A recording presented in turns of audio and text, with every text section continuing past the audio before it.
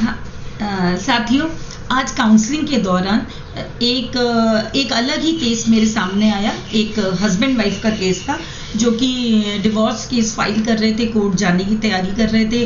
तो जैसा कि हमारी फैमिलीज़ में होता है कि उनको समझाया जा रहा था कि ठीक है, एक बार और तुम लोग बैठ लो, एक बार और बात कर लो, क्यों डिवोर्स लेते हो। तो खैर अल्टीमेटली बात आई कि एक बार साइकोलॉजिकल काउंसलिंग ली जाए, और उनको किसी ने मेरा नाम सजेस्ट किया और उन्होंने मुझे अप्रोच किया।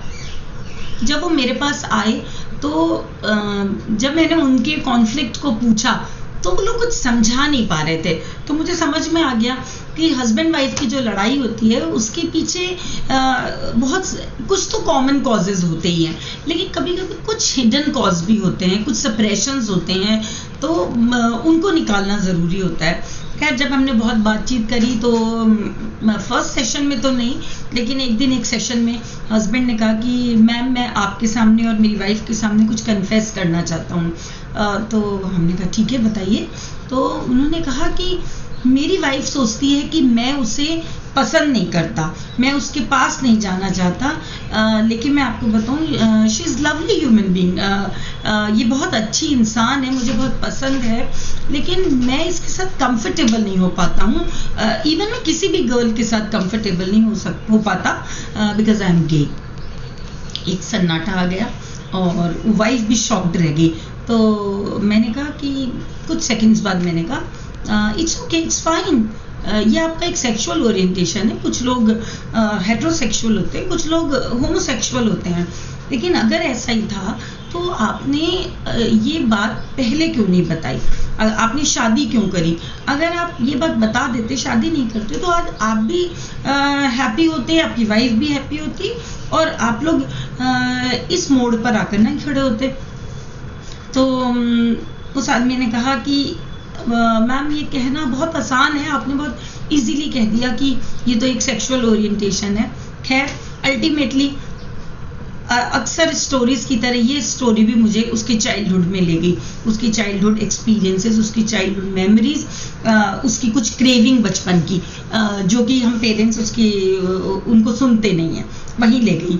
और उसने मुझे जो शेयर किया वो ये था कि मैं मुझे बचपन से लड़कियों की तरह ड्रेसअप होना, उनकी तरह डांस सीखना, अगर मेरी सिस्टर क्लासिकल डांस सीख रही है तो मुझे वो देखना और मुझको भी वो सीखने की इच्छा करती थी।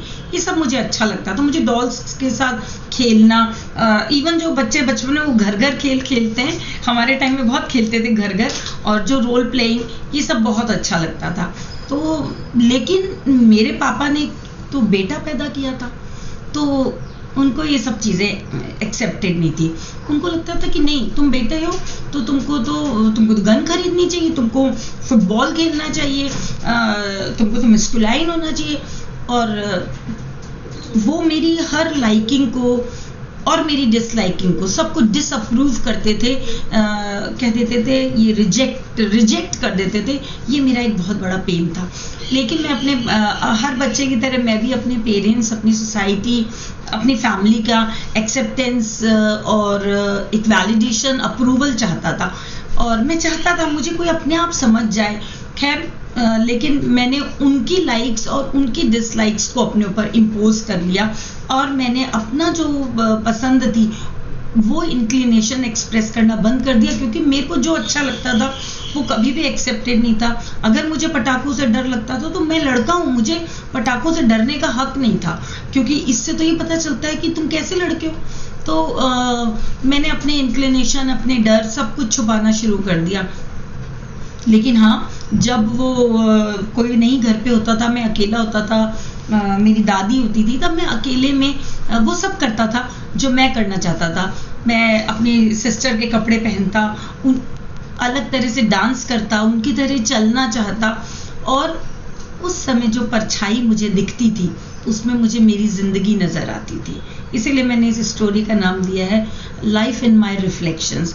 मेरे को मेरी परछाई में, मेरे प्रतिबिंब में, मेरे रिफ्लेक्शंस में मुझे ज़िंदगी नज़र आती थी, लेकिन जब मैं सामने होता था अपनी फैमिली में, तब मुझे अपनी ज़िंदगी ऐसा लगता था ख़त्म हो गई है।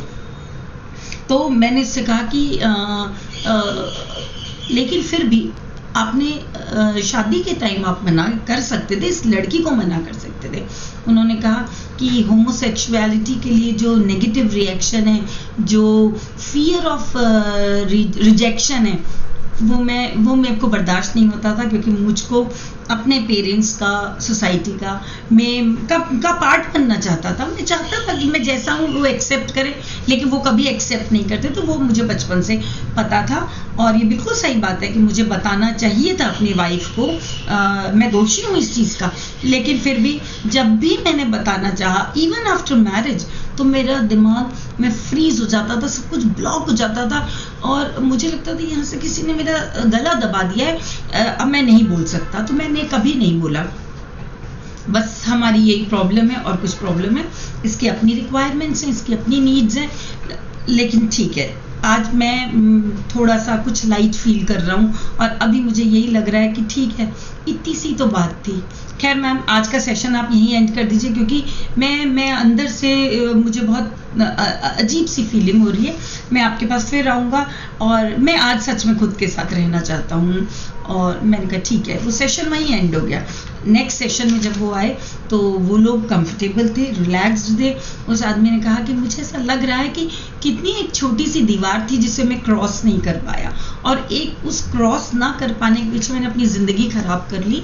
और बोला कि मैम, एक बात और मैं आपको बताता हूँ, कुछ साल पहले जब मेरे फादर की डेथ हुई तो मैं बहुत रोया था, क्योंकि मैं अपने फादर को बहुत प्यार करता हूँ। मुझे हमेशा उनके एक साथ की मतलब क्रेविंग महसूस होती थी। लेकिन अभी मैं 2 रात पहले फिर से रोया था, तो उसमें कहीं तो उनकी याद थी, लेकिन कहीं ना कहीं ये भी था जो उनकी झूठी एक्सपेक्टेशंस, जो मेरे पर उनकी लाइकिंग और डिसलाइकिंग जो मुझ पे इम्पोज्ड थी, और जो मैंने झूठी ज़िंदगी जी, जो मैंने अपना पूरा बचपन ख़त्म किया, उन्होंने जो मेरे पे झूठी ज़िंदगी थोप दी थी, उसके लिए भी मुझे बहुत रोना आया। और लेकिन उस रोने के बाद में today I am feeling relaxed. और ठीक है, ये स्टोरी यहीं एंड हुई।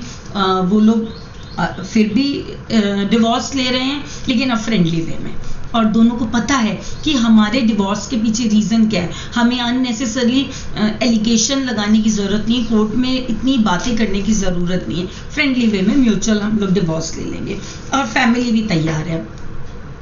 लेकिन साथियों, मैं यहाँ पे ये कहना चाहती हूँ कि हर बच्चे की अपनी एक यूनिक आइडेंटिटी होती है, उसमें एक यूनिकनेस होती है, और जब उसकी एक पर्टिकुलर जो लाइफ है, जो उसकी ज़िंदगी है, जो उसकी यूनिकनेस है, उसको अगर पेरेंट्स अनफोल्ड होने का मौका नहीं देते, तो ऐसे ही बच्चे को अपनी ज़िंदगी अपनी परछाई में नज़र आती है, अपने रिफ्लेक्शंस में नज़र आती है।